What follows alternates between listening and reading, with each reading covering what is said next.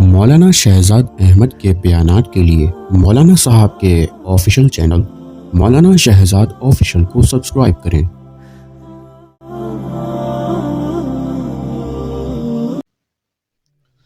میرے واجب الاحترام قابل عزت تکریم معزز دوستوں، بزرگوں اور نوجوان ساتھیوں، آج کی اس نشست کے اندر آپ کے سامنے مسلمان تاجر کے حوالے سے چند ایک باتیں ذکر کرنی ہیں۔ دعا کریں اللہ کریم مجھے حق اور سچ اور آسان اور فہم انداز کے اندر ان تمام تر باتوں کو آپ کے سامنے رکھنے کی توفیق عطا فرمائے۔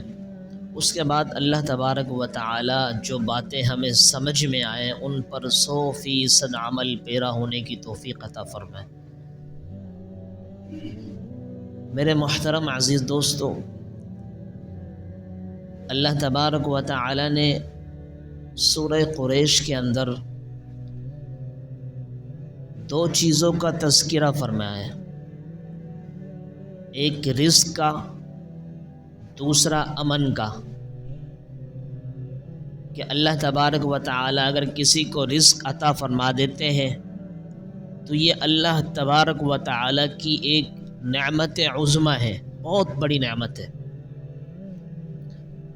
پھر اس نعمت عظمی جو رزق کی حالت میں اس صورت میں ہے، اس کو استعمال کس انداز میں کرنا ہے، کیسے کرنا ہے، اس کے لیے اگر امن بھی عطا فرما دے تو پھر نور علی نور ہے۔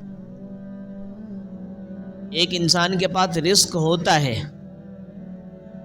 اس کے ہاں رزق کی کشادگی، رزق کی فراخی ہوا کرتی ہے، لیکن اگر امن نہ ہو تو اس اپنے رزق کے اندر اور مزید اضافہ نہیں کر سکتا۔ وہ میں مثال دے کر آپ کو سمجھانے لگا ہوں، اگر کسی کے پاس آج کے اس زمانے کے اندر 10 لاکھ روپے ہیں اور 10 لاکھ روپے ہونے کی صورت میں وہ کوئی کاروبار کرنا چاہتا ہے لیکن اس کو امن حاصل نہیں ہے، اس کے ماحول میں خوف و ہراس کی ایک عجیب سی فضا بنی ہوئی ہے، تو وہ 10 لاکھ روپے کو استعمال نہیں کر سکتا۔ وہ کہیں کاروبار کے لیے اپنی چھوٹی سی دکان نہیں کھول سکتا، کسی کے ساتھ وہ اپنے اس کاروبار میں شراکت نہیں کر سکتا۔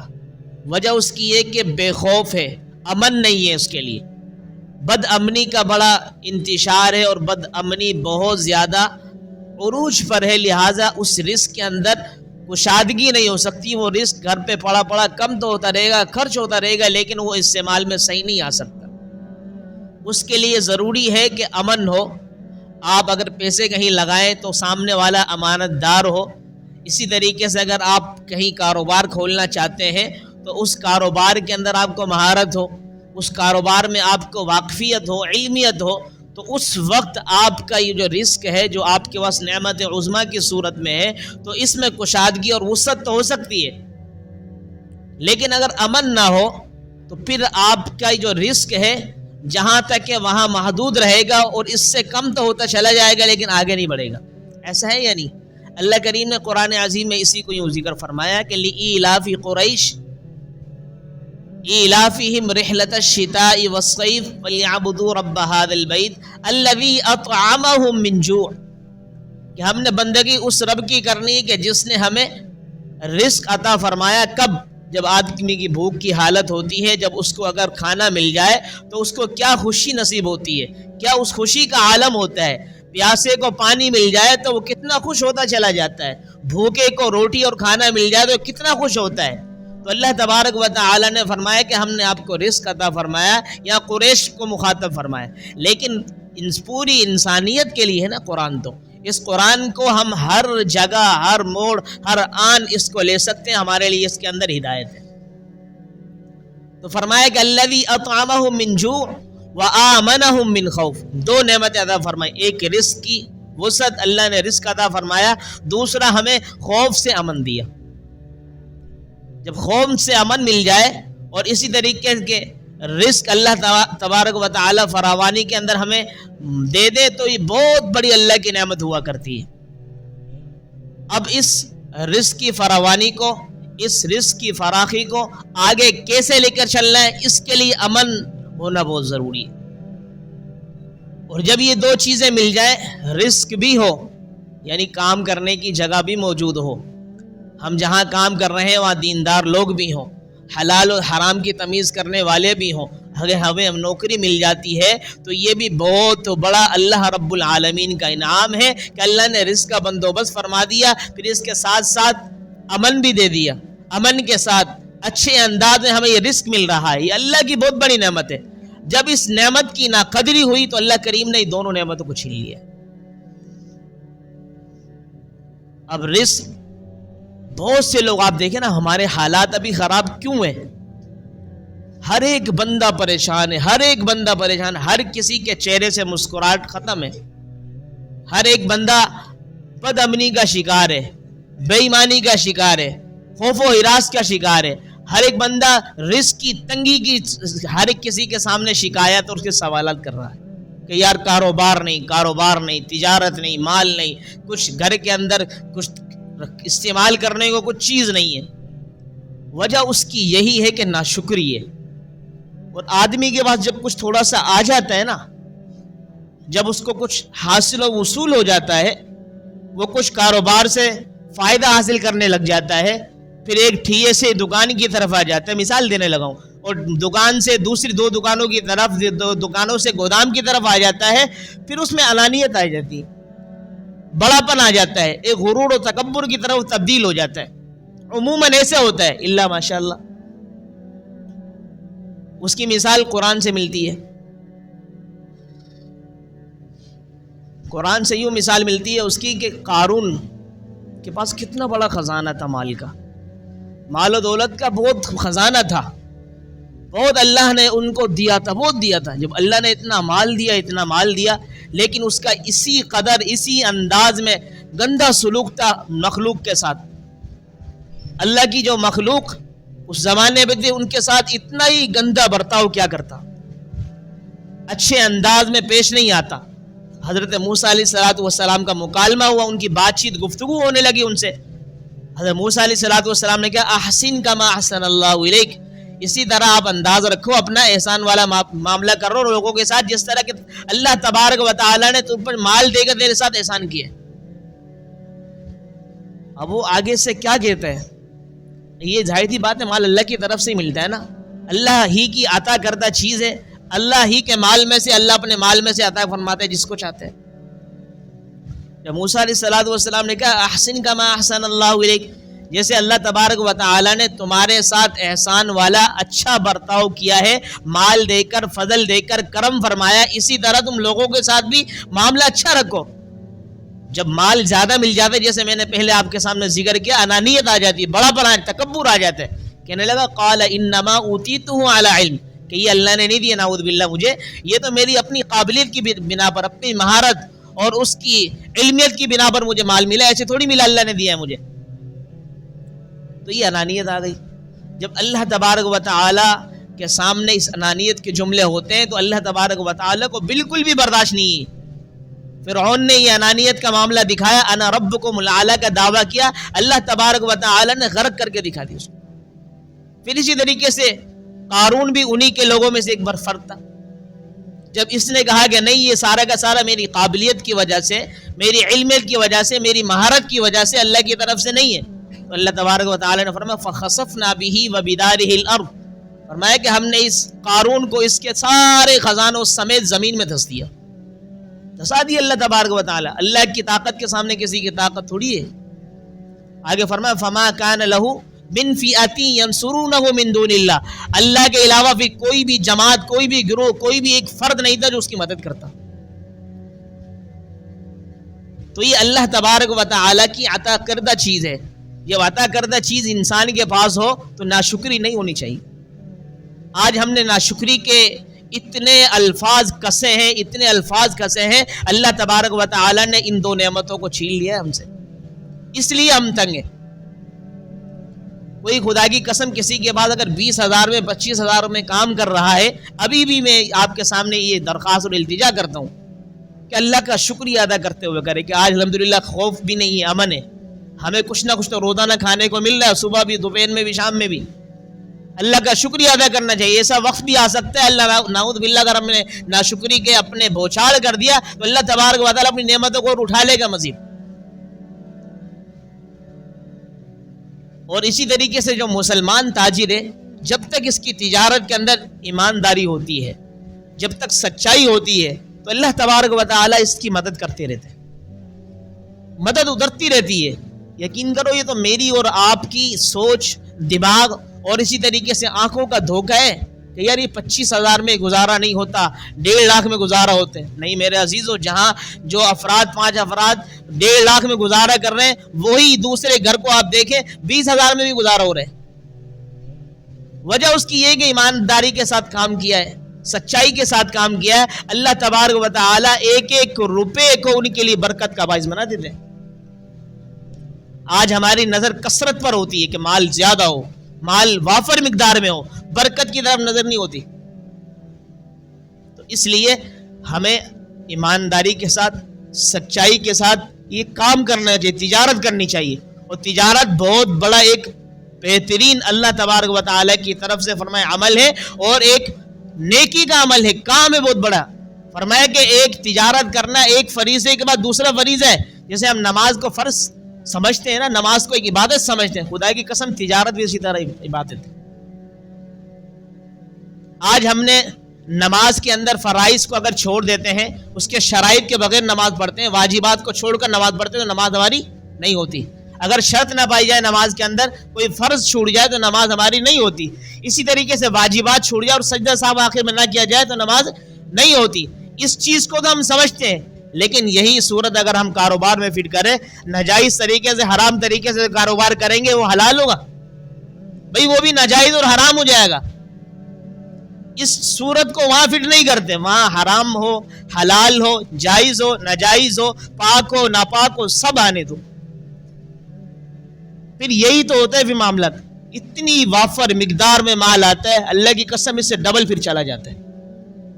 وجہ اس کی ہے کہ ہم نے تمیز ہی نہیں کی, خود بھی حرام کھایا, اپنے بچوں کو بھی حرام کھلایا, پھر اولاد ناجائز طریقے سے کام کرتی ہے, ایسے بیکار طریقے سے اپنے پیسوں کو اڑاتی ہے. پھر ماں باپ روتے ہیں کہ یار اتنا کما کر لاتا ہوں, صبح سے لے کے رات تک جاتا ہوں, لیکن یہ پیسہ جاتا کہاں ہے؟ یہ تو کبھی سوچا ہم نے کہ کماتا کیسے ہوں میں؟ آئے جائز طریقہ ہے, پاک طریقہ ہے, حلال طریقہ ہے, اس میں کوئی چیز تو نہیں ہے, حرام کی آمیزش تو نہیں ہے. ساری کی ساری چیزیں نوٹ کریں گے تو انشاءاللہ العزیز ہمارے حالات اور اچھے ہو جائیں گے. اور اللہ کے رسول نے فرمایا تاجر الصدوق الامین, جو تجارت کرنے والا شخص ہو ایسا ہو جو سچا بھی ہو اور امانت دار بھی ہو. 2 صفت جس میں پائی جاتی ہیں, ایک تو تاجر کیسا ہو, سچا ہو, اپنی تمام تر گفتگو ہو جو خرید و فروخت بے و شراء کے اندر جھوٹ نہ بولے, سچائی کے ساتھ کام لے. اور دوسرا اس کے ساتھ یہ صفت بتلائی کہ امانت دار بھی ہو. تو معن نبی جینا, ایسے سچے اور اسی طریقے سے امانت دار جو تاجر ہوگا اس کا حشر نبیوں کے ساتھ ہوگا, والصدیقین, اور صدیقین کے ساتھ, سچوں کے ساتھ ہوگا. آگے فرمایا والشہداء, اور شہیدوں کے ساتھ ہوگا اس کا حشر. آپ اندازہ لگاؤ, یہ نماز کے بارے میں فضیلت نہیں بتائی جا رہی, روزے کے بارے میں نہیں بتائی جا رہی, یہ زکوٰۃ اور حج کے بارے میں نہیں بتائی جا رہی, بلکہ کس کے لیے بتائی جا رہی ہے بھائی؟ تاجر کے لیے. اور تاجر میں 2 صفات پائی جائیں, ان 2 صفات کے ساتھ عمل کرے گا. اللہ کے حبیب علیہ الصلوۃ والسلام نے فرمایا کوئی آج کا مولوی نہیں کہتا, بلکہ آپ علیہ الصلوۃ والسلام نے 1400 سال بلکہ 1450 سال پہلے یہ ارشاد فرمایا تھا. اور یہ ہاتھ کسی کے سامنے نوجوان پھیلاتا ہے, یہ اللہ کو بہت ناپسند ہے. علماء نے یہاں تک لکھا ہے اگر کوئی نوجوان شخص ہو, ہاتھ پاؤں صحیح سلامت ہو, سب ہو, کوئی معذوری نہ ہو, تو اس کو بالکل بھی نہیں دینا چاہیے, بالکل بھی نہیں دینا چاہیے. دینے والا فرمایا کہ اس کی گناہ کے معاورت کر رہا ہے. حضور علیہ الصلوۃ والسلام کے پاس ایک انصاری صحابی ہے, حضور علیہ الصلوۃ والسلام سے کہنے لگے اللہ کے رسول کچھ میری معاونت ہو جائے, میرے ساتھ تعاون کر لیا جائے. تو اللہ کے رسول نے فرمایا کہ آپ تو نوجوان ہو, صحیح سلامت ہو, کوئی عذر نہیں ہے آپ کے, آپ کیوں یہ سوال کر رہے ہو؟ اللہ کے رسول فرمایا گھر کے اندر کچھ چیز ہے.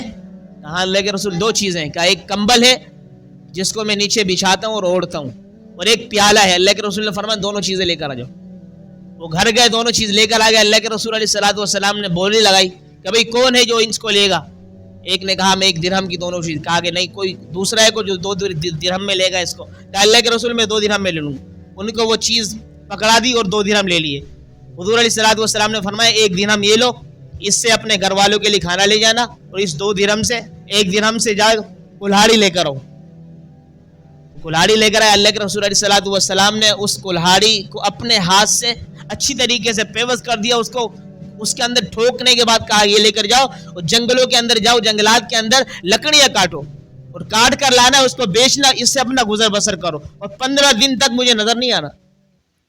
15 دن کے بعد وہ شخص دوبارہ ہے کہ اللہ کے رسول آپ نے جو مجھے کام دیا تھا وہ کام میں نے کیا, اللہ کا شکر ہے گھر کے اندر بھی بہت کچھ دیا اور یہ میرے پاس اتنے دراہم بچ بھی گئے. تو یہ اللہ کے رسول نے درس دیا ہے, جو سوال کرنے والا سوالی ہو اس کو اس انداز میں سمجھایا جائے کہ نہیں بھائی آپ کے لیے ذمہ یہ نہیں ہے. اللہ کے رسول نے پھر کیا ارشاد فرمایا جملہ, کہا کہ ہاں یہ بہتر ہے اس سے جو آپ سے سوال کر رہے تھے, اس سے یہ بہتر ہے آپ نے اپنے ہاتھ سے محنت کر کے کمایا ہے, کچھ دراہم بچائے بھی ہیں, کچھ اپنے گھر والوں کو کھلائے بھی ہیں. یہ اس چیز سے بہتر ہے کہ قیامت کے روز جب تم اللہ کے سامنے پیش ہو, فرمایا کہ تمہارے جسم پر ہڈیاں ہی ہڈیاں ہو, کچھ گوشت نہیں ہوگا. نوجوان ہو کر جو اس طرح کے سوالات کرتے ہیں ان کو اس چیز سے سبق حاصل کرنا چاہیے. اور اسی حوالے سے فرمایا کہ حضور علیہ الصلوۃ والسلام بہت اس کے اوپر محنت کرتے ہیں. ہاں کوئی بیوہ ہو, اسی طریقے سے یتیم بچے ہوں, بہت معذور ہو اور غربا ہو, ان کا حق اس طرح کھایا جاتا ہے. یہ آج کل نوجوان ہوتے ہیں, ہر کسی کا مانگ رہے ہوتے ہیں, ہر کسی سے کیا نام ہے اپنا معاملہ چلا رہے ہوتے ہیں. ان کو ہم جیسے لوگ تو ان کی معاونت کرتے ہیں. جب ہم معاونت کرتے ہیں تو ان کا دل ہی نہیں چاہتا کام کرنے کو. ان کا چلو ایسی معاونت ہو رہی ہے, اب کیا ضرورت ہے ہاتھ پاؤں میں مارنے کی. اس لیے اس چیز سے بھی گریز کرنا چاہیے اور سچا اور اسی طریقے سے امانت دار تاجر بن کر زندگی گزارنی چاہیے. اور حقیقت بات یہ ہے کہ جو دین ہے نا, دین 2 چیزوں کے مجموعے کا نام ہے, دنیا اور آخرت. دنیا اور آخرت دونوں کو ملاؤ تو یہ دین بنتا ہے. دنیا کے اندر رہتے ہوئے جس طرح نماز کے مسائل سیکھنا ضروری ہے, روزے کے مسائل سیکھنا ضروری ہے, زکوٰۃ کے مسائل سیکھنا ضروری ہے, حج کے مسائل سیکھنا ضروری ہے, بعینہ اسی طرح تجارت کے مسائل سیکھنا بھی ضروری ہے, کاروبار کرنے کے مسائل سیکھنا بھی ضروری ہے. آج ہم کاروبار اس انداز میں کرتے ہیں ہمیں پتہ ہی نہیں ہوتا حرام حلال, بس مال آنا چاہیے. حضرت فاروق اعظم رضی اللہ تعالیٰ عنہ ایک مرتبہ مسجد میں تشریف فرماتے, ایک شخص آئے کہنے لگے کہ میں فلاں جگہ پر کاروبار کھولنا چاہتا ہوں, مجھے اجازت دی جائے. فاروق اعظم رضی اللہ تعالیٰ عنہ نے فرمایا کہ آپ کو بیع و شراء اور خرید و فروخت کے مسائل آتے ہیں, کاروبار کرنے کا طریقہ آتا ہے؟ کہا کہ نہیں. کہا پہلے واقفیت حاصل کرو, مسائل سیکھو کاروبار کرنے کے, پھر اس کے بعد میرے پاس آنا.